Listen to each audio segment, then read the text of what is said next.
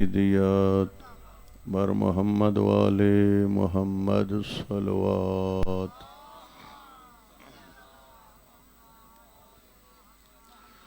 لا حول ولا قوة إلا بالله العلي العظيم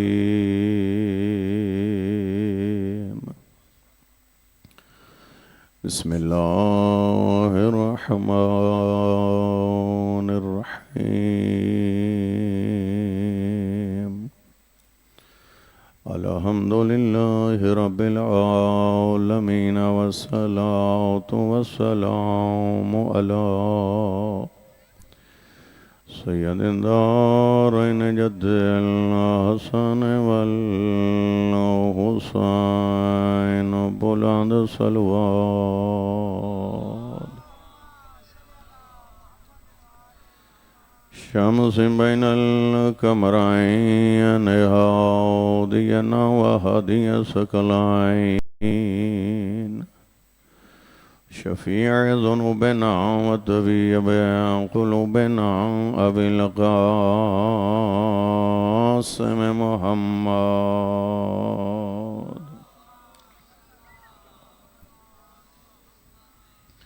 وعلى آل بيته الطيبين الطاهرين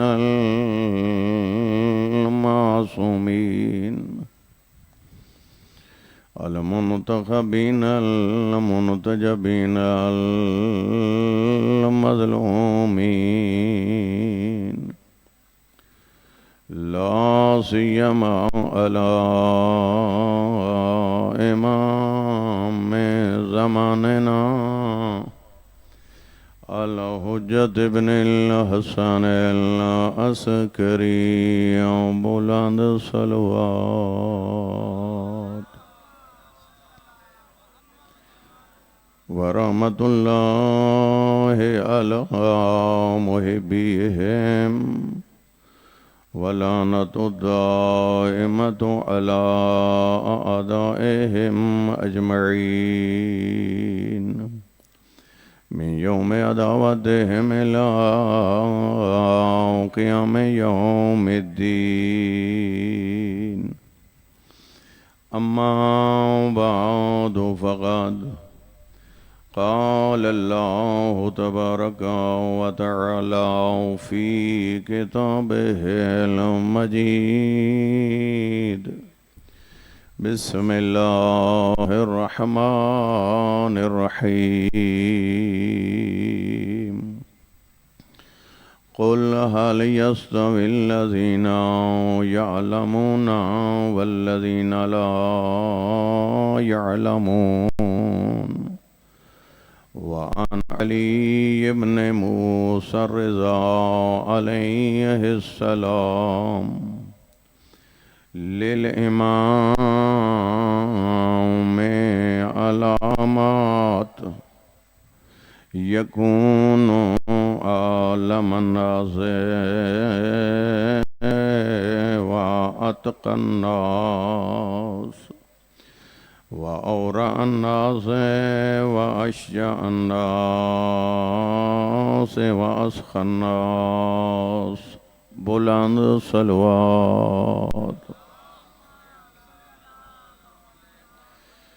توگوں خداوند مطالعہ آپ کی یہ تشریف آوری اپنی درگاہ میں قبول و مقبول فرمائے دنیا میں معرفت کے ساتھ بار بار آل بیت کی زیارت نصیب فرمائے آخرت میں شفاعت محمد و آل محمد سے ہمکنار فرمائے جیسے کہ آپ کو معلوم ہے کہ آج کی یہ مخصوص مجلس مرحوم چودھری سہیب صاحب چودھری صفتر صاحب کے لیے کی جاتی ہے شہدائے مکتب اسلام اپنے اپنے مرحومین خصوصاً مرحوم چودھری سہیب کے لیے سورہ فاتحہ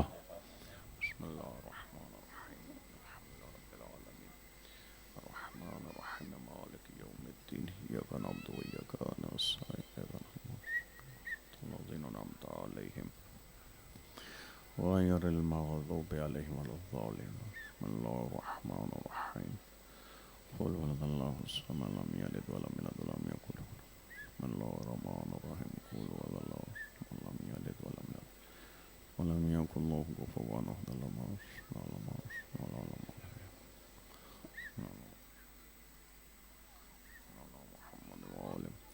اپنی اپنی توجہات کو بہتر انداز میں مبذول کرتے ہوئے بلند تر الصلوات. اگر ممکن ہو تو یہ بکھرا ہوا مجمع تھوڑا سا نام علی کے ساتھ آگے آ جائے تو شاید بہتر انداز میں آپ کی خدمت میں معروضات پیش کی جا سکے. تھوڑی سی زحمت فرمائیں کہ آگے کافی جگہ آگے تشریف لے آئیں. موسم بھی ماشاءاللہ بڑا پیارا ہے. ایک دفعہ محمد و آل محمد پر درود پڑھتے ہوئے تھوڑا تھوڑا آگے تشریف لائیں.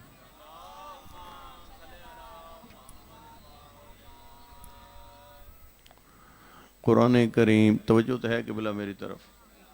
قرآن کریم کے اندر آپ کو یہ تو معلوم ہے اگر کیا جائے سوال کہ نبی و آل نبی کی معرفت کے حوالے سے سب سے مستحکم مضبوط اور معتبر کتاب کون سی ہے تو میرا خیال ہے ہر کلمہ گو ایک ہی جواب دے گا.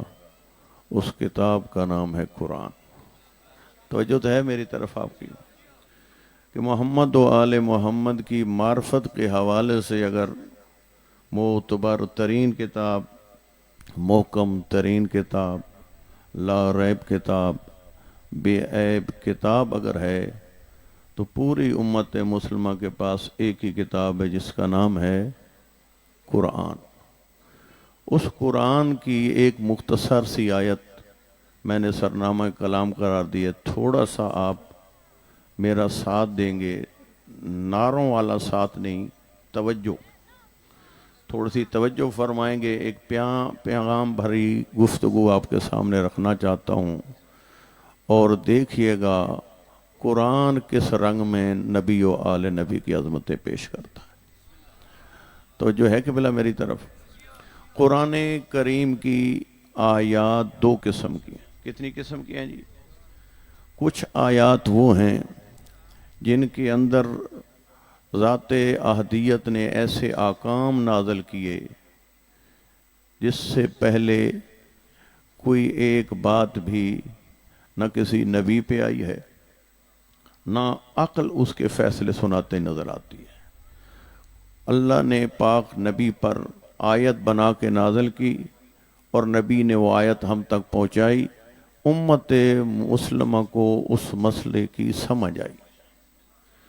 ان آیات کو کہا جاتا ہے تاسیسی آیات. یہ آپ لوگ مختلف جگہ جو افتتاح ہوتے ہیں، سنگ بنیاد رکھی جاتی ہے تو وہاں پہ ایک تختی لگاتے ہیں، تاسیس کی تختی.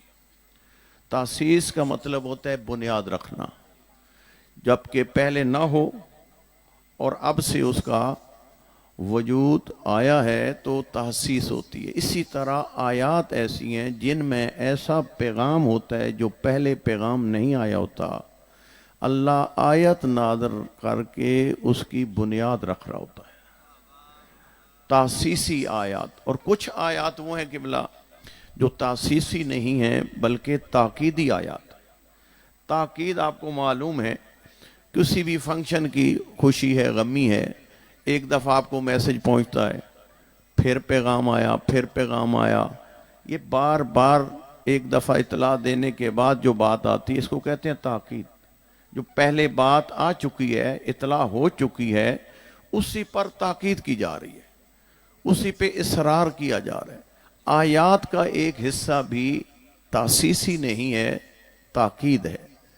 تاکید کا مطلب ہوتا ہے پہلے آئی ہیں، پہلے وہ حکم موجود ہے، پہلے وہ چیزیں موجود ہیں، اب آیت نے آ کر اسی کی تاکید. توجہ ہے آپ کی میری طرف. میں تمہید تھوڑی سی مشکل باندھ رہا ہوں لیکن یہ تمہید قرآن سے آل بیت کی عظمت کی تمہید ہے. تھوڑی سی اس بیس کو ذہن میں بٹھائیں، ہر کلمہ گو کی ایک بات سمجھ میں آئے گی کہ قرآن کیا کہہ رہے ہے اور ہم مسلمان کدھر جا رہے ہیں. توجہ فرمائیے قبلہ. یہ ایک بنیاد اور ایک بیس میں بتا رہا ہوں. تاکید ہے ان آیات کے اندر. وہ تاکید کس چیز کی ہے؟ وہ تاکید ہے در حقیقت پہلے عقل ایک حکم لگا رہی ہوتی ہے، پھر اللہ اس کو آیت بنا کر اس عقل کے حکم کے اوپر تاکید کر رہا ہوتا ہے. توجہ فرمائیے قبلہ میری طرف. تو یہاں بھی ایک سوال اٹھتا ہے، جب عقل نے بیان کر دیا تھا تو پھر وحی کی صورت میں، قرآنی آیات کی صورت میں پھر دوبارہ اللہ کو آیت نازل کرنے کی کیا ضرورت پڑی؟ یہ بھی ایک سوال ہے یا نہیں؟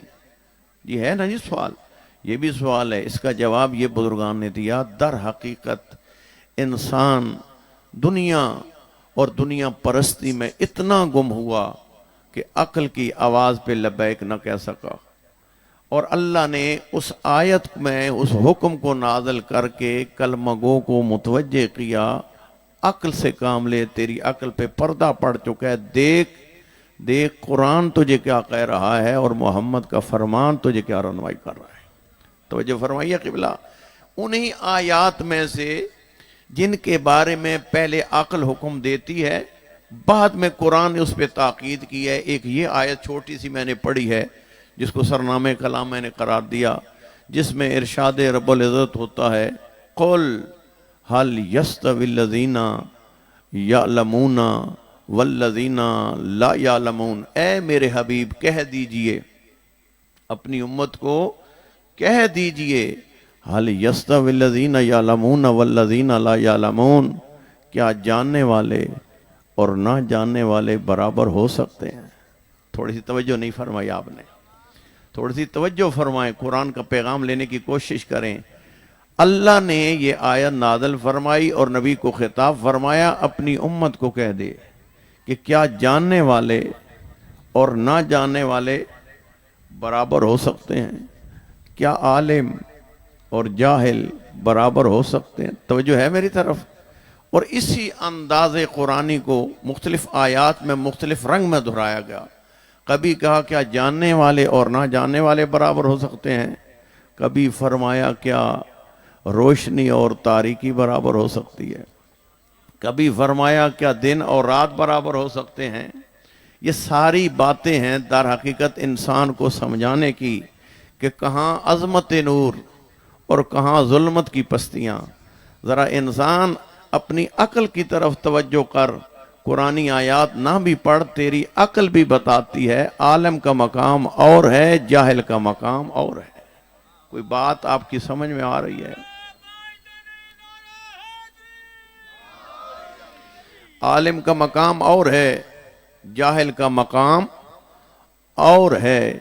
اور در حقیقت عقل سے پردے اٹھانے کے لیے خدا نے ایسی آیات کو رکھا تاکہ 2023 میں ٹیکنالوجی کا دور آئے گا جی، انسان ترقی کرتا کرتا چاند پہ پہنچ جائے گا، لیکن اس کی عقل پہ ایسا پردہ پڑا ہوا ہے، دنیاوی ترقی تو کرتا نظر آتا ہے لیکن اس کی سمجھ سے باہر ہوگا، کیونکہ عقل کی آواز پہ جو لبیک نہیں کہہ رہا ہوگا اس کو یہ سمجھ نہ آنے پائے گا کہ ابو سفیان کا بیٹا کون ہے اور ابو طالب کا بیٹا کون ہے.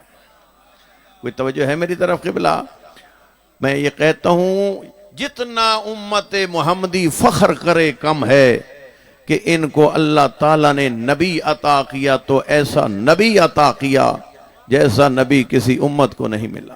کوئی میری طرف آپ کی توجہ ہے؟ ایسا نبی عطا کیا، ایسا نبی کسی امت کو عطا نہیں کیا. اور یہ بھی فخر امت محمدیہ کا کہ ایسی عظیم کتاب خدا نے اس امت، توجہ میری طرف، ایسی عظیم کتاب خدا نے اس امت کو عطا کی، ایسی کتاب کسی اور امت کو نہیں ملی. اور اگلا جملہ بھی اگر آپ کی توجہ تو میں عرض کروں، اور یہ بھی فخر ہے اسی امت محمدیہ کا کہ ان کے نبی کو اگر کتاب دی ہے تو کسی نبی کو ایسی کتاب نہیں دی. جس کے نبی کو اگر نبوت و رسالت کا مرتبہ دیا تو ایسا مرتبہ دیا ہے، کسی نبی کو ایسا مرتبہ نبوت و رسالت نہیں ملا. تھوڑا سا بیدار ہونا. اور یہ عظمت بھی اسی نبی کی ہے، اس کو وسیع ایسا بلند ملا جیسا وسیع کسی اور نبی کو نہیں ملا. یہ امتیازات ہیں، یہ امتیازات ہیں امت محمدیہ کے. نہ سمجھے تو اس کی اپنی مرضی، توجہ کرنے کی ضرورت ہے. اتنا آج تک دنیا کی سمجھ میں عبد محمد نہیں آیا، غلام محمد نہیں آیا، وسیع محمد نہیں آیا، اس امت کی سمجھ میں محمد کیا آئے گا؟ یہ آج تک غلام کی عظمتوں کو نہ سمجھ سکی یہ قوم، اس کے مرشد و آقا کی عظمتوں کو کیا سمجھے گئی یہ قوم؟ واقعاً اتنا باعظمت جانشین پاک نبی کا اللہ نے بنایا، دنیا والے تخت و تاج، تھوڑی سی توجہ میری طرف رکھیے گا، دنیا والے تخت و تاج لینے میں کامیاب ہو گئے، لیکن پھر بھی جھکتے ہوئے نظر آئے علی کے دروازے پر۔ اور قبلہ اللہ نے ایسا بلند علی پیدا کیا، اللہ تعالیٰ نے علی کو ایسا بلند پیدا کیا، طول تاریخ میں علی تخت و تاج کا محتاج نہیں رہا۔ علی تخت و تاج پہ ہو تو بھی علی نظر آتا ہے، اگر علی تخت تاج پہ نہ ہو تو بھی علی علی نظر آتا ہے۔ ہر دور میں قبلہ تاریخ ہے، ہر دور میں تخت و تاج علی کے نظر آئے، علی کسی دور میں تخت و تاج کے محتاج نظر نہیں آئے۔ آئیے یہاں سے ہی میں علم علی کی دو باتیں آپ کے حوالے کروں کہ کیسا عالم اللہ تعالیٰ نے تمہیں عطا کیا اور کیسی ہستی کو عالم بنا کے مصطفیٰ کا جانشین بنایا۔ تاریخ کے سینوں میں یہ جملے موجود ہیں، مناقب خوارزمی، اور یہ بھی عظمت علی ہے جس کی عظمتوں پہ کتابیں شیعہ علماء نے بھی لکھی، اہل تسنن کے جید علماء نے بھی لکھی۔ کتاب مناقب خوارزمی، کتاب کا اصل نام ہے مناقب علی ابن ابی طالب۔ اس کے اندر وہ تحریر توجہ تو ہے آپ کی میری طرف، اس کے اندر وہ تحریر فرماتے ہیں، دور حضرت عمر بن خطاب تھا اور کوئی دو شخص آئے ان سے سوال لے کر شریعت محمدیہ کے بارے میں، پاک نبی کی شریعت کے حوالے سے کوئی سوال لے کے آئے حضرت عمر بن خطاب کے پاس۔ لکھنے والا رائٹر سنی ہے، کتاب مکتب اہل تسنن کی ہے، لیکن موضوع ہے عظمت علی۔ تھوڑی سی اس کی طرف توجہ کیجئے گا جی۔ اور یہ ترا امتیاز ہے امت محمدیہ کا کہ انہوں نے ہمیشہ آل کو وہ شان دی ہے جو اللہ نے ان کو شان عطا کی ہے، اور اصحاب کو بھی وہ شان دی ہے جو اللہ نے ان کو عطا کی ہے۔ اصحاب کی شان اور ہے اور آل کی شان اور ہے۔ میں آپ کے کلر سیدہ میں ایک پرام پڑھ رہا تھا، شیعہ سنی ماشاءاللہ ہمارا چکوال کا بھی یہی ماحول ہے جی، مکس ماحول ہوتا ہے، شیعہ سنی سارے محب اہل بیت ہیں۔ تو یہ اللہ کا بڑا کرم ہے کہ یہاں دشمنان کامیاب نہیں ہوئے ہمیں آپس میں تقسیم کرنے پر، یہ ہے یا نہیں جی؟ الحمدللہ۔ اور ہمارے اس خطے کا ماحول نہایت محبت بھرا ماحول ہے، بڑا مودت بھرا ماحول ہے، وحدت و اتحاد کا ماحول ہے۔ ہمیشہ ہم ایک دوسرے کے احترام کرتے ہیں اور احترام کرنا چاہیے بھی، مکتب اہل بیت کی بھی تعلیمات یہی ہیں۔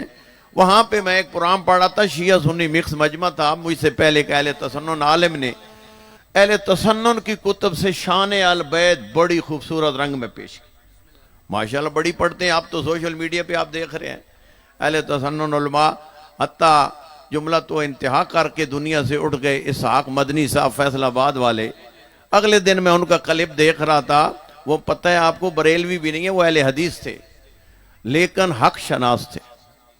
ہمیشہ بات زبان پہ اس بندے نے وہ جاری کی ہے جو کسی سے سن کے نہیں، اسی مکتب کی کتاب پڑھ کے وہ بات کرتا رہے۔ اور اس نے کہا میں اس پیر سنی میں بڑا بوڑھا ہو گیا کتابیں پڑھ کے، لیکن میں ایک نچوڑ امت مسلمہ کو بتا کے جا رہا ہوں۔ ان کا ویڈیو کلپ ہے، اس نے کہا جو شخص یہ چاہتا ہے نا پنجتن پاک کے بغیر نجات پائے گا، یہ جھوٹ ہے، جھوٹ ہے، جھوٹ ہے۔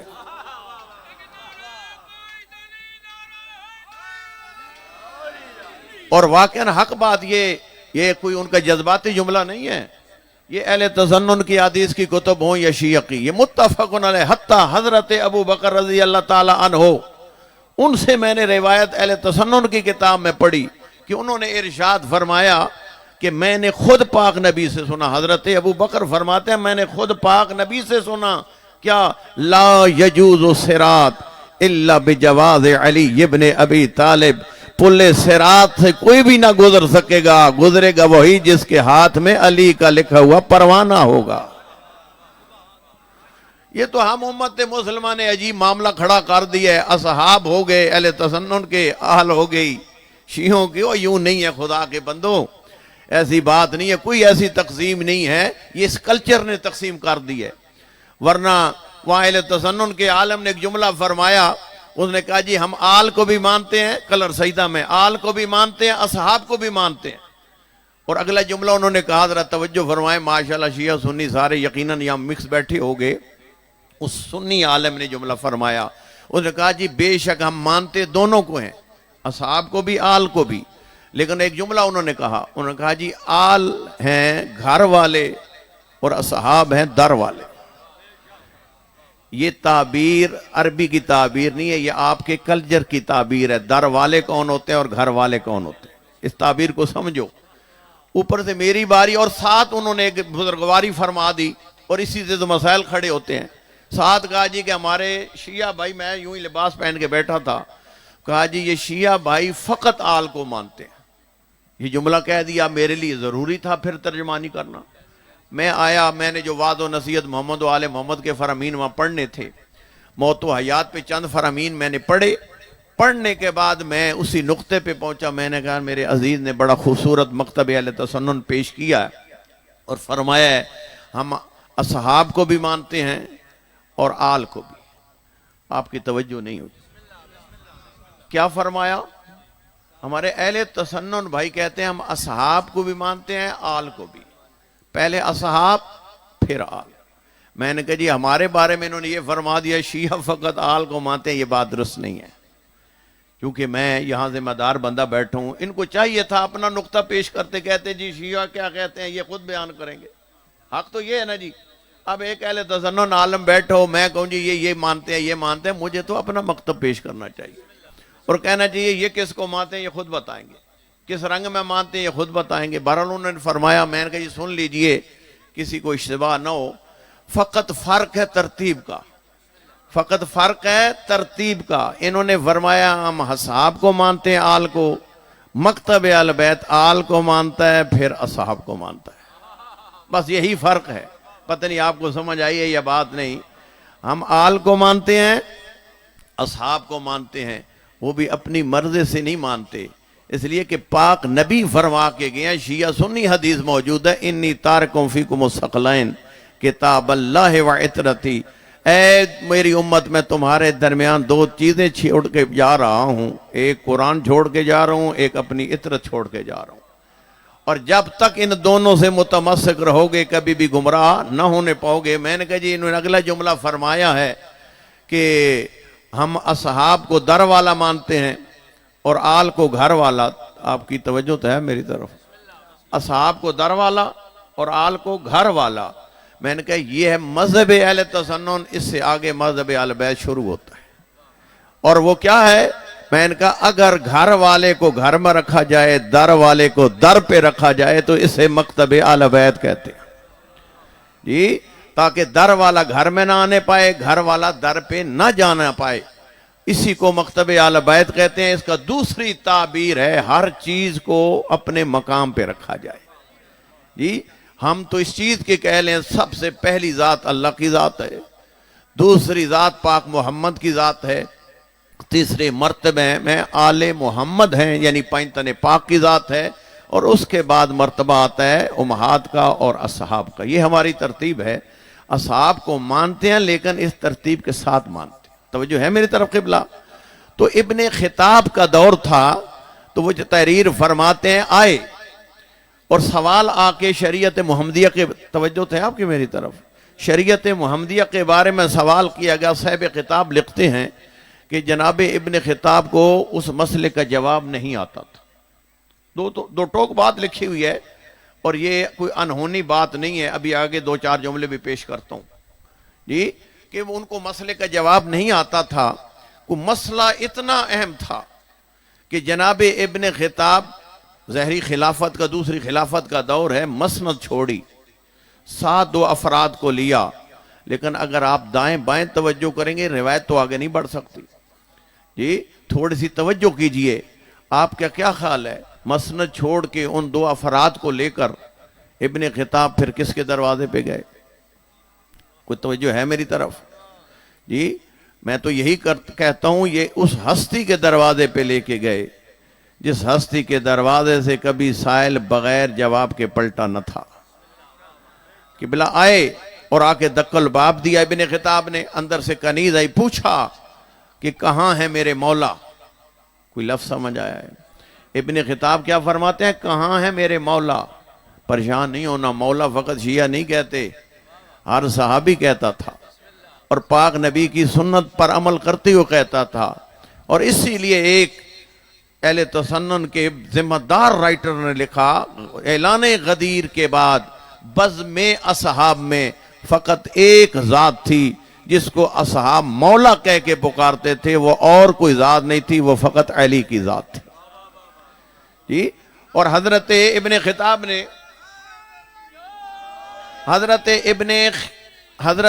خطاب نے کہا مولا کہیں، بتایا گیا، مسجد میں تشریف لے گئے عبادت پروردگار کے لیے۔ حضرت ابن خطاب نے ان دو سوال کرنے والوں کو ساتھ لیا اور تشریف لائے قبلہ، کہاں؟ مسجد میں۔ اور کیا دیکھا منظر، عظیم عابد، عظیم معبود کے سامنے، عظیم ساجد، عظیم مسجود کے سامنے، دنیا و مافیا سے کٹ کر خدا سے لو لگاتے ہوئے اللہ کی معرفت میں ڈوب کر عبادت پروردگار میں مصروف علی تھے۔ عبادت پروردگار میں مصروف میرے آقا تھے۔ اور کیا جملہ کہوں اگر آپ کی توجہ ہو، علی اس ہستی کو کہتے ہیں جو خدا سے لو لگا کے مصروف عبادت ہوتا ہے، وقت کی خلافت جس کا انتظار کرتی رہتی۔ وقت کی خلافت اس وقت تک انتظار میں کھڑی رہی جب تک علی خدا کی عبادت میں مصروف ہے۔ اور اتنا جملہ تحریر کیا گیا۔ ادھر سے میرے آقا نے سلام آخر کہا۔ سلام آخر کہنے کے بعد میرے آقا نے اس طرح انداز پہ ذرا توجہ کیجئے گا۔ سلام آخر کا میرے آقا نے ایک نگاہ اٹھائی، میرے آقا نے بلند آواز سے صلوات پڑھ لیجئے۔ ماشاءاللہ ماشاءاللہ، توجہ فرمائیے قبلہ۔ میرے آقا نے ایک نگاہ اٹھائی، ابن خطاب نے میرے آقا کو سلام کیا، آقا نے سلام کا جواب دیا۔ کتاب مناقب خوارزمی، میرے آقا نے سلام کا جواب دیا۔ سلام کا جواب دینے کے بعد ابن خطاب نے وہ جو سوال ان پہ کیا گیا تھا اور آپ مسند چھوڑنے پہ مجبور ہوئے، جو ہی سوال کیا علی نے ایک لمحے میں جواب دیا۔ سنیے جملہ، جواب دینے کے بعد علی ابن ابی طالب فوراً کھڑے ہو کر تکبیرۃ الاحرام کہہ کے اگلی نماز علی نے شروع کر دی۔ یہ سنیے جملہ مناقب خوارزمی کا، کہتے ہیں کہ یہ جواب لینے کے بعد ابن خطاب نکلے مسجد نبوی سے، ساتھ وہ دو شخص بھی تھے، جو ہی باہر نکلے اتنے میں وہ دو شخص جناب ابن خطاب کو خطاب کر کے کہتے ہیں ہم آئے تھے آپ کے پاس سوال لے کر، آپ کو وقت کا خلیفہ سمجھتے ہوئے، لیکن آپ نے کیا کیا؟ ہمیں آپ لے گئے ایک معمولی شخص کے پاس۔ اللہ اکبر۔ صاحب خطاب کہتے ہیں جوں ہی ابن خطاب نے اپنے مولا کے بارے میں ان دو شخصوں کا یہ توہین آمیز لہجہ سنا، فوراً ابن خطاب غضبناک ہوئے۔ غضبناک ہو کے کہتے ہیں تم یہ کہہ رہے ہو معمولی ہستی، مجھ سے پوچھو یہ کتنی غیر معمولی ہستی ہے، مجھ سے پوچھو کتنی غیر معمولی ہستی ہے، میں نے کسی عام ہستی سے نہیں، جی نبیوں کے سلطان، حسنین کے نانا، مقصد تخلیق کائنات، مقصد بعثت انبیاء سے اسی علی کی شان میں سنا۔ سنیے حدیث کہ میں نے خود پاک نبی سے سنا کہ پاک نبی نے یہ ارشاد فرمایا لو ان السماوات سبع والارضین سبع وزین فی کفۃ میزان ووضع ایمان علی ابن ابی طالب فی کفۃ میزان لراجح ایمان علی ابن ابی طالب۔ میں نے حسنین کے نانا سے سنا، فرمایا اگر سات آسمانوں 7 زمینوں کو ایک پلڑے میں رکھ دیا جائے اور حسنین کے بابا کی ایمان کو دوسرے پلڑے میں رکھ دیا جائے، 7 آسمانوں 7 زمینوں کا پلڑا اٹھتا ہوا نظر آئے گا، علی کے ایمان کا پلڑا جھکتا ہوا نظر آئے گا۔ توجہ فرمائیے قبلہ، یہ ہیں اصحاب اور یہ ہیں آل۔ کوئی بات سمجھ آ رہی ہے یا نہیں؟ اگر نہیں سمجھ آئی تو اگلا جملہ سنیے. کتاب در منظور کے اندر جناب سیوطی نے تو یہ تحریر کیا کہ 70 مقامات حضرت ابن خطاب کی خلافت کے دوران ایسے مرلے آئے. کتنے جی؟ 70 مقامات ایسے آئے جہاں پہ آپ سے سوال یا بنا نہیں یا سوال کا جواب دے بیٹھے اور وہ جواب علی ابن ابی طالب تک پہنچا تو آپ نے پیغام بھیجا، اے ابن خطاب، اس بات کا تو نے جو جواب دیا ہے یہ تیرا جواب تو ہو سکتا ہے، یہ محمد کی شریعت کا جواب نہیں ہے. اور سنیے جملہ، جناب سیوطی نے یہ تحریر کیا. اور جب پوری زندگی میں علی ابن ابی طالب ہر صحابی ہر خلیفہ کی خلافت میں محمد کی شریعت کی گتھیاں سلجھاتے رہے، لیکن پورے دور میں کوئی ایک فرد محمد کی امت میں، اس جملے کو ذرا لینے کی کوشش کیجئے گا، علی اصلاح کرتے رہے. کسی نے ایک مرتبہ پلٹ کے علی کو نہیں کہا اے علی جو آپ کہہ رہے ہیں یہ محمد کی شریعت نہیں ہے. یہ ہے تورا امتیاز علی ابن ابی طالب کا. جو ہی میرے آقا حکم شریعت بیان کرتے تھے وقت کا خلیفہ کہتا تھا محمد کی شریعت کا حکم وہی ہے جو علی نے بیان کیا ہے. کوئی بات سمجھ آ رہی ہے یا نہیں قبلہ؟ یہ ہے مقام. یہ نہیں دیکھنا مسند پہ کون ہے، دیکھنا ہے نبی کے علم کی گتھیاں سلجھاتا ہوا کون نظر آتا ہے. جی وراثتیں ممبروں پہ بیٹھنے سے نہیں آتی، وراثتیں علم کے قبلہ مسائل کو حل کرنے سے نظر آتی ہیں. تاریخ کے سینوں میں جملے موجود ہیں. 70 مقامات پیسے آئے اور حضرت ابن خطاب نے ارشاد فرمایا لولا علی لہلک عمر، کہ اگر علی ابن ابی طالب نہ ہوتے. توجہ تو ہے میری طرف، لیکن جناب شبلی نمانی فرماتے ہیں کہ یہ سیوطی کی تحقیق ناقص ہے، کامل نہیں ہے. 70 مقامات نہیں تھے بلکہ 114 یا 116 مقامات ایسے تھے جہاں پہ ان سے مسئلے حل نہ ہوئے اور علی نے مسئلہ حل کیا اور ان کی مشکل کشائی فرمائی. تو جناب ابن خطاب نے فرمایا لولا علی لہلک عمر، اگر علی نہ ہوتے تو میں ہلاک ہو جا. کوئی بات سمجھ آ رہی ہے؟ یہ قبلہ جملہ ہے خلیفہ وقت ابن خطاب کا کہ اگر علی نہ ہوتے تو میں ہلاک ہوتا. یہاں سے آپ کو یہ بات بھی سمجھ آ رہی ہے نا اصحاب کون ہے اور آل کون ہے؟ کوئی بات سمجھ آ رہی ہے؟ یہ سمجھتے چلیے. اور خلیفہ وقت کے بعد فقیہ شہر بغداد کون ہیں؟ جناب ابو حنیفہ. ان کا اسم گرامی ہے نعمان. یہ اہل تسنن بھائیوں کے تھم کے خطابت کی ضرورت نہیں، بات سمجھانا مقصود ہے. ایسے رو میں جوش خطاب میں نعرے لگوا دوں اور بات آپ کے پلے پڑے نہیں، صرف گھروں میں جا کے گو علامہ صاحب نے بڑی تقریر کی ہے. بات سمجھو، یہاں بات سمجھ کی ہے کہ دیکھیے 4 امام ہیں ہمارے اہل تسنن بھائیوں کے، مجلس میں بیٹھے ہیں، ان کو پتہ ہے، الحمدللہ ہم شیعوں کو بھی پتہ ہے. شیعوں کے امام کتنے ہیں جی؟ بولو نا یار، کوئی پریشانی ہے؟ شیعوں کے امام کتنے ہیں؟ یہ 12 ہم نے نہیں بنائے. سنو، پاک نبی شیعہ سنی کی متفقن علیہ، ہمیشہ ذمہ داری سے بات کرنے والا ہوں، لیکن بات سنیے، میری بات کہیں بھی کوڈ کرنی ہے نا کسی پڑھے لکھے عالم کے پاس.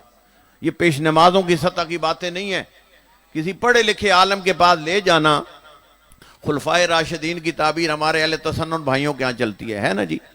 4 نمبر پہ خلیفہ راشدہ ان کے جو ہیں حضرت علی ہیں. پہلے 3 حضرت ابوبکر، پھر حضرت عمر، پھر حضرت عثمان، پھر حضرت علی، چوتھے خلفائے راشدہ. خلفائے راشدہ کا عنوان کسی حدیث کی کتاب میں نہیں، نہ شیعہ میں نہ سنی میں. اور دوسری بات 4 ہوں گے یہ بھی نہیں ہے. 2 باتیں کلیئر ہو گئیں. تیسری بات، فقط ایک حدیث ہے جو شیعوں کی کتابوں میں بھی ہے اور سنیوں کی کتابوں میں، اور وہ حدیث ایک یہ ہے کہ پاک نبی نے فرمایا بعدی 12 خلیفہ، میرے بعد میرے 12 جانشین ہوں گے. یہ شیعوں کی کتابوں میں بھی ہے قبلہ اور اہل تسنن کی ہر حدیث کی کتاب میں. اور اس کو حدیث کو کہا جاتا ہے متفقن علیہ حدیث، جس پہ شیعہ سنی کا کسی کا کوئی اختلاف نہیں ہے کہ کتنے جانشین ہوں گے قبلہ. پھر 4 والی بات تو ختم ہو گئی نا جی. کتنے جانشین ہوں گے؟ 12. اگلی بات بھی سن لیں کتاب ینابیع المودہ، جناب قندوزی اہل تسنن کے جید عالم ہیں، انہوں نے اس حدیث کے بعد ساتھ نبی کا اگلا جملہ بھی نقل کیا، وہ بھی آپ کے اذان کے حوالے کرتا ہوں۔ بہدی اسنا عشر خلیفہ، میرے بعد کتنے جانشین ہوں گے قبلہ؟ 12۔ آگے جناب قندوزی فرماتے ہیں کتاب ینابیع المودہ میں کہ پاک نبی نے فرمایا کلہم من بنی ہاشم، 12 کے 12 کا خاندان ایک ہوگا، اور وہ بھی خاندان بنی ہاشم ہوگا۔ اور اب یہ تو میری ذمہ داری ہے پیار محبت کے ساتھ بات سمجھانا، یہ شور مچانے سے ایک دوسرے کو گالیاں دینے سے باتیں سمجھ نہیں آتی۔ یہ پاک محمد کی سیرت ہے، قرآن یہ کہتا ہے لو کنت فظا غلیظ القلب لانفضوا من حولک، اے میرا حبیب تیری یہ میٹھی زبان نہ ہوتی تو یہ تیرے گیر پروانہ وار جمع نہ ہوتے۔ یہ سیرت محمد ہے جی، اور سیرت محمد کو اپلائی کرنا اگر علی والوں نے نہیں ہے تو کس نے کرنا ہے جی۔ اور بی بی عائشہ سے جب پوچھا گیا پاک نبی کی سیرت کیا، تو بی بی نے ایک جملہ کہا سیرت هو القرآن، محمد کی سیرت کا دوسرا نام قرآن ہے۔ کو بات سمجھ آئیے قبلہ؟ میٹھی زبان، محبت کی زبان، اور یاد رکھیے نازیبا تعبیریں کسی کے بارے میں استعمال کرنا یہ علی والوں کا کام نہیں۔ کوئی حاکم شام کو اپلائی کرتا ہے جو مرضی اور زبان استعمال کرے، کیونکہ اس کو حاکم اسے مبارک اور ہمارے امام ہمیں مبارک ہے یا نہیں؟ کیونکہ یہ تہذیب کی زبان، بات سمجھو بڑی کارآمد زبان ہے۔ جنگ صفین تھی اور یوں کر کے سامنے بھی کلمہ گو تھے، حاکم شام لے کے آیا تھا، یہ ایک الگ بحث ہے۔ اور خدا کے بندو خلیفہ راشدہ کے سامنے، تمہارے خلفائے راشدین میں سے خلیفہ راشدہ چوتھے خلیفہ ہیں، اس کے سامنے جو جنگ آ کے کرے پھر بھی وہ مسلمان بھی رہتا ہے، پھر بھی بہت بڑا عہدہ اس کا رہتا ہے، مجھے کوئی بات سمجھ نہیں آتی۔ ادھر سے تم یہ کہتے ہو کہ صحابی کی توہین پہ کتنی دینی ہے قبلہ سزا؟ کم از کم 10 سال عمر قید ہو۔ اللہ کے بندو عام صحابی کی توہین ہو تو اس کی تم کہتے ہو کتنی ہونی چاہیے سزا؟ عمر قید۔ اور جو فقط صحابی نہیں نفس رسول ہو اور 70 سال اس کے خلاف غلیظ زبان استعمال کیے جائے، بتائے اس کو سزائے موت کتنی دفعہ ہونی چاہیے؟ یہ تاریخ ہے، یہ حقیقت ہے، اسے کس طرح پردے اٹھاؤ گے؟ اور یہ بہت بڑے جید علماء اسی نقطے پہ آ کے حاکم شام کو چھوڑ گئے کہ جہاں علی کا نام آتا ہے پھر اور کسی کا نام چل ہی نہیں سکتا۔ یہ فرمایا ہے، اور آج تو سوشل میڈیا پہ شیعہ کو چھوڑو اہل تسنن کے جید علماء بھی کہہ رہے ہیں کہ یہ چونکہ صحیح و سند روایت ہے علی کی شان میں الحق مع علی وعلی مع الحق، اللہم ادر الحق حیث ما دار علی، حق علی کے ذات ہے، علی حق کے ذات ہے، میرے اللہ حق کو ادھر پھیر جدھر میرا بھائی علی پھر جائے۔ اس حدیث کو اہل تشیع نے اپنے رنگ میں شرح کیا ہے، وہ نہیں بیان کرتا۔ اہل تسنن یہ فرماتے ہیں اس حدیث سے یہ بات سمجھ آتی ہے علی جس میدان میں کھڑا تھا، ایک تاریخ ہے جملے کے اندر، علی جس میدان میں کھڑے تھے حق علی کے ساتھ تھا، سامنے جو بھی ٹائٹل رکھتا تھا، جو بھی حیثیت رکھتا تھا، وہ حق کے ساتھ نہیں تھا۔ یہ حقائق ہیں، یہ تاریخی حقائق ہیں۔ قبلہ شبلی نمانی صاحب فرماتے ہیں 114 116 مقامات آئے ابن خطاب پر، جس میں انہوں نے کیا ارشاد فرمایا؟ انہوں نے ارشاد فرمایا اگر علی نہ ہوتے تو میں ہلاک ہوتا۔ اور فقیہ شہر بغداد فرماتے ہیں کہ لولا سنتان لہلک النعمان، اگر میں نے 2 سال نبی اور علی کے معصوم بیٹے صادق کے پاس نہ گزارے ہوتے تو میں ہلاک ہو جاتا۔ اے جی میں تساں سوتے پہ ہو، ان تک اگلا جملہ نہیں آکھا جا سکتا، تھوڑی سی توجہ۔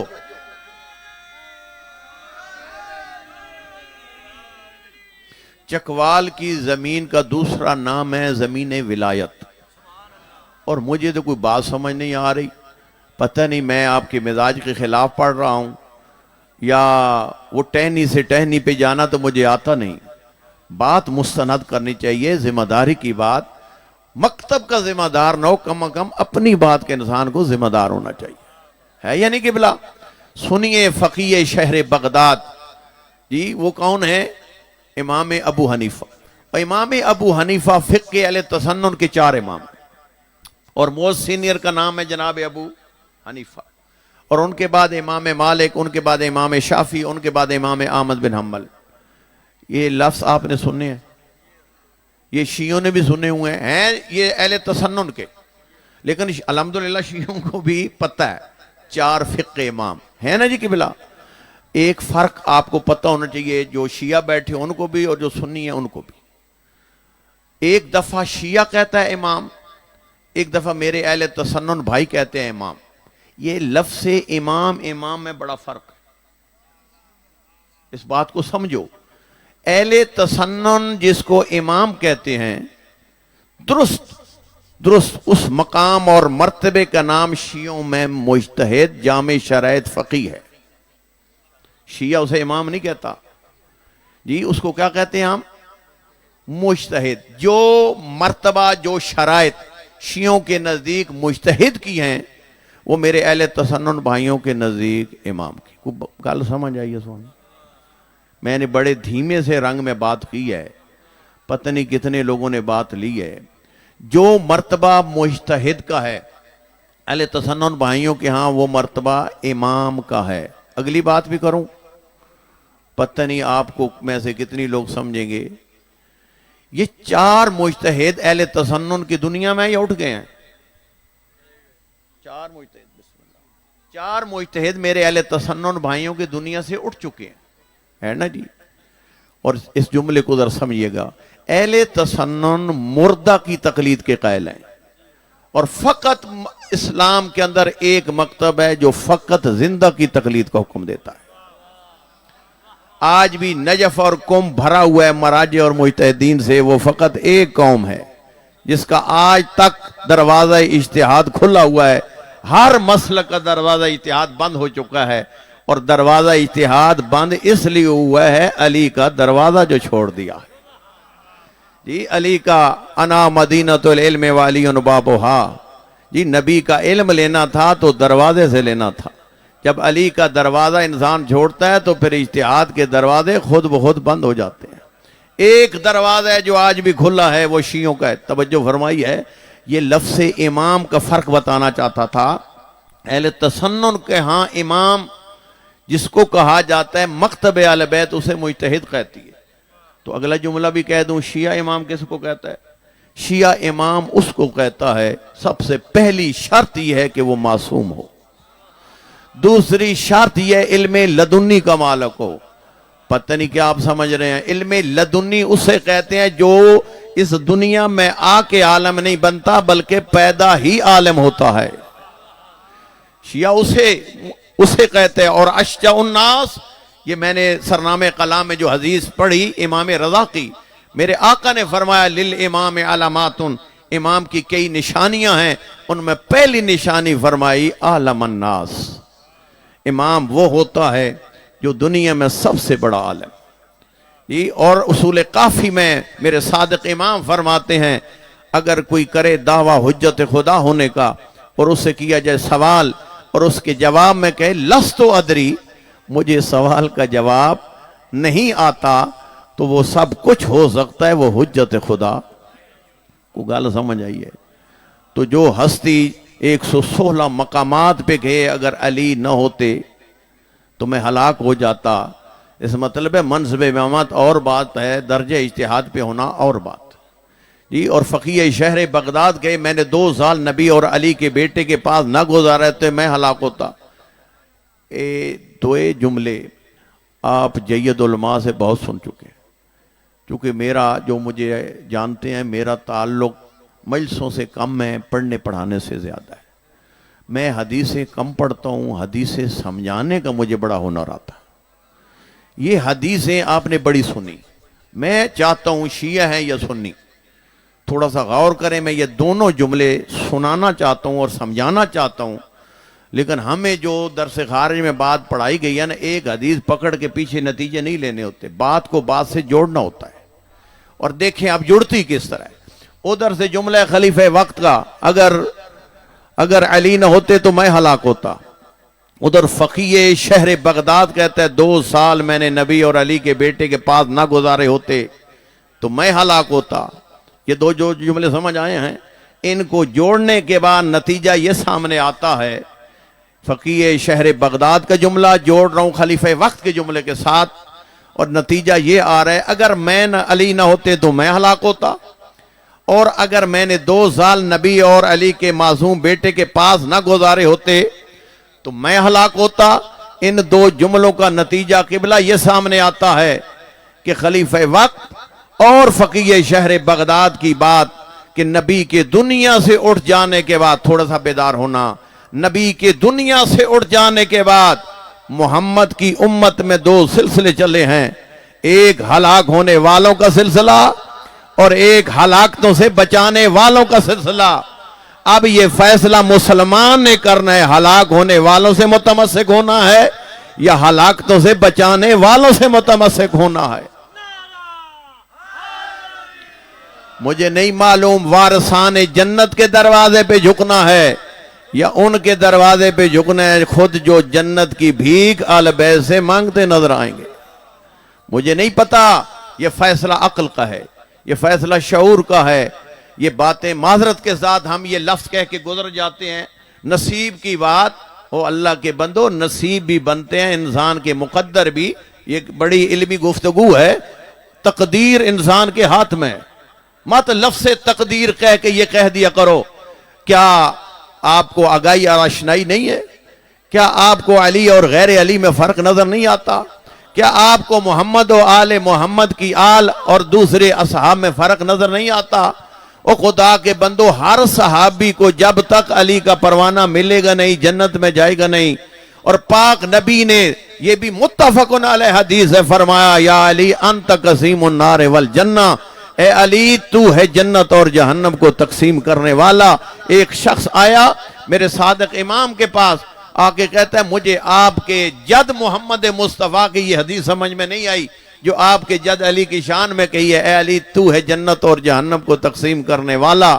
طول تاریخ میں لوگ تھے نا بھائی، بڑی بڑی واضح باتیں بھی ان کو سمجھ نہیں آتی تھیں، جان بوجھ کے نہیں آتی تھیں، اور میرے پاک امام نے فرمایا بڑا اچھا کیا، بات میرے ایک جد کی دوسری جد کی شان میں، سمجھ تجھے نہیں آئی، میں تجھے سمجھاتا ہوں جد کی دوسری حدیث کے ذریعے۔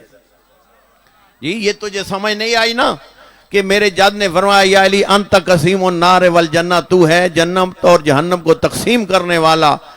میرے جد مصطفیٰ نے میرے جد علی کے بارے میں فرمایا تھا، یا علی حب کا ایمان و بغض کا نفاق، اے علی تیری محبت کا نام ہی تو ایمان ہے اور تیرے بغض کا نام نفاق ہے۔ اور گویا کس حدیث کے ذریعے فرمایا منافق کا ٹھکانہ جہنم ہوگا، صاحب ایمان کا ٹھکانہ جنت ہوگا۔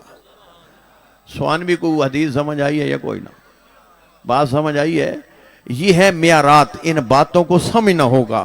لیکن معذرت کے ساتھ کہ نبی کی نعتیں میرے اہل تسنن بھائیوں نے بڑی پڑھی، اور نبی اور آل نبی کے قصیدے ہمارے عزیزوں نے بڑے پڑھے جی، لیکن معذرت کے ساتھ نہ سیرت مصطفیٰ سے اہل تسنن نے سروکار رکھا، نہ سیرت محمد و آل محمد سے شیعوں نے سروکار رکھا۔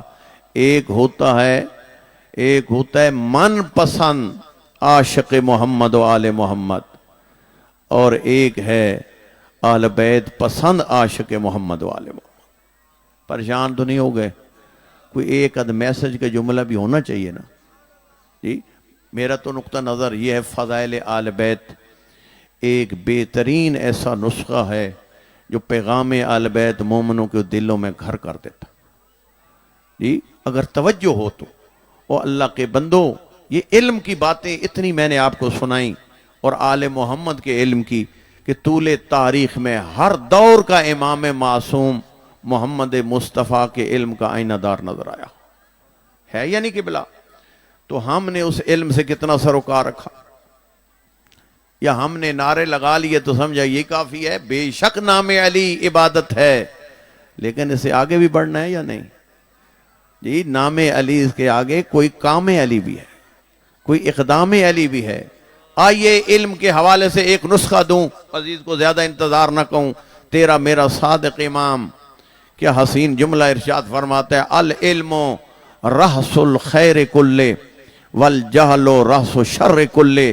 میرے آقا ارشاد فرماتے ہیں تمام نیکیوں کی جڑ کا نام علم ہے۔ پریشان ہو گیا میں خلاف، تمام نیکیوں کی جڑ کا نام علم ہے اور تمام برائیوں کی جڑ کا نام جہالت ہے۔ تو اگر آپ کی اجازت ہو تو میں ایک سوال کر لوں، بزرگوں سے تو ہم نے یہ باتیں سیکھی ہیں، قابل احترام ہیں۔ جب امام معصوم ہو کے جناب محمد حنفیہ کو یہ کہتے ہیں رشتے میں بھی آپ بڑے ہیں اور سن میں بھی آپ بڑے ہیں، قابل احترام آپ ہیں لیکن معصوم میں ہوں، قابل اطاعت میں ہوں، یہ سن و سال احترام لاتا ہے اور الہی رتبے اطاعت لاتے ہیں۔ توجہ فرمائیے قبلہ، سنیے جملہ، میں پہلے فرض سے لے کر آخری فرض تک ایک سوال کرنا چاہتا ہوں اور میں ایک بہت بڑا دعویٰ کرنا چاہتا ہوں، اور میں جو دعویٰ کروں اس کے برخلاف کسی کے ذہن میں بات ہو، الحمدللہ کسی کے اٹھنے سے میری مجلس خراب نہیں ہوتی، مجلس خراب نہیں ہوتی، کیونکہ میں نے استادی زیادہ کی ہے، اور کلاس کے اندر جس کلاس میں شاگرد اٹھ کے سوال کرتا ہے نا، استاد کے ذہن میں اس شاگرد کا احترام اور بڑھتا ہے۔ بات سمجھ آئیے، ہم نے یہ ماحول چھوڑ دیے ہیں جی محمد و آل محمد، بھائی زیادہ زیادہ ایک سوال ہوگا مجھے جواب نہیں آئے گا تو میں یہاں سپیکر پہ کہوں گا مجھے جواب نہیں آتے، اس میں حرج کیا ہے؟ علم لدنی تو 14 کے پاس ہے جی، ہم علم لدنی کے تو مالک نہیں ہیں۔ ایک ناقص علم میں جواب آیا تو دیں گے، اور جواب نہ آیا تو بلند آواز سے کہیں گے جی میں کسی عالم سے پوچھ کے بتاؤں گا۔ پریشانی کیا ہے؟ کوئی پریشانی ہے جی؟ سنیے میرا سوال ہے، اس پہلے فرض سے لے کر آخری فرض تک تھوڑی سی توجہ رکھیے گا کہ ہر ایک کی اول سے لے کر آخر فرد تک ہر مومن کے دل میں ایک تمنا موجود ہے، اور تمنا یہ ہے کہ میرے گھر میں فقط نیکیوں کا بسیرا ہو۔ ہر مومن کی یہ تمنا ہے، جس سن و سال کے ہو، ہر سن و سال کا مومن اس کا یہ تمنا ہے دل کی کہ میرے گھر میں کیوں کہ بلا نیکیوں کا بسیرا ہو، اور دوسری تمنا ہر ایک کی یہ ہے میرے گھر کوئی ایک بھی برائی نہ پائی جاتی۔ یہ دو باتیں میں نے کی ہیں جی۔ اگر کسی کے دل میں یہ تمنا نہیں ہے اٹھ کے کہے کہ میرے دل میں یہ تمنا نہیں ہے، اور میں کوئی علم غیب نہیں رکھتا، مجھے کہاں سے معلوم ہوا کہ یہاں سے لے کر آخری فرد کے دل میں یہ دو تمنا ہیں جی؟ مجھے یہاں سے علم ہوا میرے سامنے جو بیٹھے ہیں یہ علی والے ہیں، اور مجھے اس طرح بہت خوبی سے آگاہی ہے کہ علی والوں کے دل میں تمنائیں اٹھتی کیا ہیں۔ اس لیے میں کہہ رہا ہوں ہر مومن کے دل کی یہ تمنا ہے میرے گھر میں نیکیوں کا بسیرا جی۔ میرا بیٹا ہو تو بہترین نیکوکار ہے یا نہیں بزرگوں؟ بیٹی ہو تو وہ زیادہ پردہ دار، زوجہ ہو تو زیادہ پرہیزگار جی۔ میرے فیملی کا ہر فرد محمد و آل محمد کا پیروکار نظر آئے، یہ میری حسرت ہے، یہ میری تمنا ہے، یہ میری خواہش ہے یا نہیں قبلہ؟ اور میں کہتا ہوں کوئی ایک برائی میرے گھر تو درکنار میرے گھر کے قریب سے نہ گزرے۔ قبلہ یہی تمنائیں ہم نے دل میں رکھ کے زندگیاں گزار دیں۔ بہت سارے سفید ریش سامنے بیٹھے ہیں، کیا یہ تمنائیں پوری ہو گئی ہیں؟ تھوڑا سا بولیں گے میرے ساتھ، یہ تمنا پوری ہو گئی؟ نہیں قبلہ، تمنائیں دل میں رکھنے سے پوری نہیں ہوتی، تمناؤں کو حاصل کرنے کے لیے اقدام کرنے پڑتے ہیں، کوئی قدم اٹھانے پڑتے۔ توجہ ہے میری طرف یا نہیں؟ یہ کوئی اقدام کرنا پڑتا ہے، کوئی کام کرنا پڑتا ہے۔ اس تمنا کو تو میں نے دل میں بسایا، اور نہایت واقعاً علی والوں کی تمنا ہونی یہ چاہیے جی، لیکن اس تمنا کو پورا کرنے کا میں نے اقدام کیا کیا؟ آئیں، میں اپنی طرف سے نسخہ نہیں بتا رہا، آپ کے صادق امام کی عصمت کی زبان پہ جاری ہونے والا نسخہ بتا رہا ہوں جی۔ ان تمناؤں کو پورا کرنا ہے تو کیا کرنا ہوگا؟ میرے آقا فرماتے ہیں اگر تو چاہتا ہے تیرے گھر میں نیکیوں کا بسیرا ہو، اپنے گھر کو علوم محمد و آل محمد سے منور کر۔ کوئی توجہ ہے میری طرف کے بلا؟ علوم محمد و آل محمد سے منور کر، اور اگر چاہتا ہے تیرے گھر میں کوئی ایک برائی بھی نہ ہو تو جہالت کو جڑ سے اکھیڑ پھینک، اور پھر دیکھے گا۔ یہ نسخے تو آپ کو علماء نے سنائے، یہ تھیوری ہے، اس کی آپ پریکٹیکل، اس کی عملی تصویر کیا ہے کہ بلا بس یہ جملہ میں نے عزیز کو بڑا انتظار کرایا، لیکن کیا کروں، بات ناقص چھوڑ کے چلا جاؤں، کل میں نے بھی جواب دینا ہے۔ جی اس کا عملی یہ جو میں نے بات کی ہے کہ اپنے گھر میں علوم محمد و آل محمد کو آباد کریں، جہالت کو جڑ سے اکھیڑ پھینکیں، یہ دو کام کس طرح ہوں گے؟ ہاں، یہ ایک جملہ سماعت فرمائیے اور اس کو پوری زندگی میں ہر چیز بھول جانا، یہ چیز نہیں بھولنی، کیونکہ اس میں میری اور آپ کی نسلوں کی بقا ہے۔ جو جملہ سماعت فرمائیے گا اور آج سے اس کو کام شروع کیجئے گا۔ معصوم کی سیرت یہ ہے کہ اپنے گھر میں اکیلا کھانا کھانے میں وہ برکت نہیں جو مل بیٹھ کے کھانا کھانے میں برکت۔ کوئی توجہ ہے کہ بلا؟ پریشان تو نہیں ہو گئے؟ تھوڑی تھوڑی ایسی باتیں سنا کرو، ایسی سنا کرو تاکہ اہل منبر میں حوصلہ آئے، آپ تک یہ تعلیمات پہنچائیں۔ جی سنو کہ کیا کرو، برکت چاہتے ہو نا کھانوں میں، تو کم از کم 3 جو ناشتہ ہے، دوپہر شام ہے، کوئی ٹائم بناؤ، ایک کھانا جتنے گھر کے افراد ہو ایک دسترخوان پہ بیٹھ کر ایک کھانا کھاؤ، ایک کھانا کھاؤ، اور ساتھ یہ کوئی شیعوں کے لیے نہیں، ہر کلمہ گو کے لیے پیغام ہے، کیونکہ آل محمد کی تعلیمات فقط کلمہ گو کے لیے نہیں تھیں بلکہ ہر انسان کے لیے تھی، ہے یا نہیں کہ بلا؟ یہ تورا امتیاز ہے آل محمد کا۔ اگلا جملہ بھی شہید مطہری کی، آج صبح میں کتاب دیکھ رہا تھا، انہوں نے کہا جس طرح کلام خدا کا زمانہ اور مکان نہیں ہے، اسی طرح پیغام علی کا کوئی زمانہ اور مکان بھی نہیں ہے۔ بڑا جملہ کہا یہ جملہ آپ کی سمجھ میں آتا کیا کہہ گیا عظیم شہید مطہری جی؟ نہج البلاغہ پڑھنے کے بعد یہ جملہ کہا کہ میں اس نتیجے پہ پہنچا، بالکل چونکہ ولی اللہ ہے اور اللہ کے کلام کا تجلی ہے، اس کا کلام جس طرح اللہ کا کلام کسی نہ وقت میں محدود ہے نہ کسی جگہ میں محدود ہے، اسی طرح علی بھی تجلی کلام الہی ہے، اور علی کا کلام بھی نہ کسی وقت میں محدود ہے نہ کسی جگہ میں محدود ہے۔ ہر دور میں پیغام ہوگا اور علی کا پیغام ہوگا، اور ہر دور کا انسان علی کے کلام کا مخاطب ہے۔ قبلہ جب آپ کھانا کھائیں گے، بہترین غذا بچوں کو کھلائیں گے، اور وہاں پہ قرآن کریم پڑھا ہو ترجمے کے ساتھ، جی جس بھی مسلک سے تعلق رکھ دو، ترجمے ہر مسلک کے موجود ہیں، اس کو سامنے رکھو۔ ایک ہی دن میں پورا پارہ نہیں پڑھنا، فقط ایک آیت پڑھنی ہے اور اس کا ترجمہ کرنا ہے، اور یہ پیغام دینا ہے۔ یا ماشاءاللہ شیعوں کے گھروں میں تو نہج البلاغہ پڑھی ہوگی، پڑھی ہے نہج البلاغہ، وہ گھر میں رکھنے سے انسان نہج البلاغہ سے آشکار نہیں بنتا، اس کو دسترخوان پہ لانا ہوگا، دسترخوان پہ لاؤ، کلمات کے سارا آخری حصہ نکالو، اور امیر بیان کا ایک جملہ پڑھو اور اس کا ترجمہ بتاؤ بچوں کو ہر روز۔ سال میں کتنے دن ہے کہ بلا؟ جی 365، اور جس دسترخوان پر سال میں 365 علی کی عصمت کے زبان کے جملے پڑھے جائیں، اس گھر کا ماحول کیا ہوگا، اس دسترخوان کی کیفیت کیا ہوگی؟ اور ساتھ ایک جملہ بچوں کو ضرور کہنا ہے تاکہ اپنا محسن نہ بھولیں، کہو بیٹا یہ دسترخوان تھا مادی غذا، یہ بھی محمد و آل محمد صدقے میں تھی، اور یہ ہے روحانی غذا، یہ بھی محمد و آل محمد کے صدقے میں۔ کوئی بات سمجھ آئیے جناب؟ یہ ہے دسترخوان، یہ ہے پیغام۔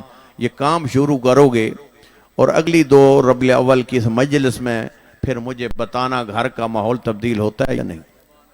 کوئی کہتا ہے بیٹا بات نہیں مانتا، کوئی کہتا ہے بیٹی بات نہیں مانتی، کوئی توجہ ہے؟ جی یہ کام تو کر کے دکھاؤ، یہ کام کرو، یہ کام کر کے دکھاؤ، دیکھو آپ کے ماحول علی پسند، آل محمد پسند، قرآن پسند، خدا پسند بنتے ہیں یا نہیں بنتے کہ بلا؟ بس دعا کرتا ہوں اللہ تعالیٰ مجھے اور آپ میں سے ہر فرد کو ایسا کردار اپنانے کی توفیق عطا فرمائے جیسا محمد و آل محمد چاہتے ہیں۔ دین کی بڑی قدردانی کرنے کی ضرورت ہے، اس دین کو بچانے پہ علی و بطول کا بڑا خرچ ہوگا۔ یہ بتایا کرو اپنے بھائیوں کو بیٹھ کر، کیونکہ مجلسیں عنوان بن گئی شیعوں کے لیے نہیں جی، یہ کوئی شیعوں کی بیٹیوں کو نہیں رویا جاتا، یہاں محمد کی بیٹیوں کو رویا جاتا ہے۔ اور یہ بتایا کرو قبلہ کسی نبی کے بیٹوں کو اتنا نہیں مارا گیا اور جتنا علی و بطول کی بیٹیوں کو مارا گیا۔